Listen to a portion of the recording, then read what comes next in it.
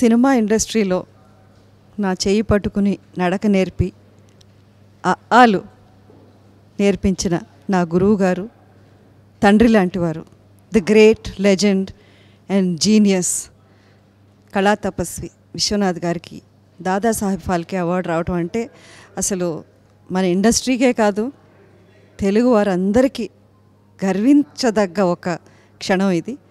నిజంగా ఒక సెలబ్రేషన్ పండగలాగా చేసుకోవాల్సిన టైం. ఎందుకంటే ఇంత great prestigious award to the greatest film maker ever. నిజంగా పర్సనలీ నాకైతే ఏదో నాకే అవార్డు వచ్చినంత సంతోషంగా ఉంది.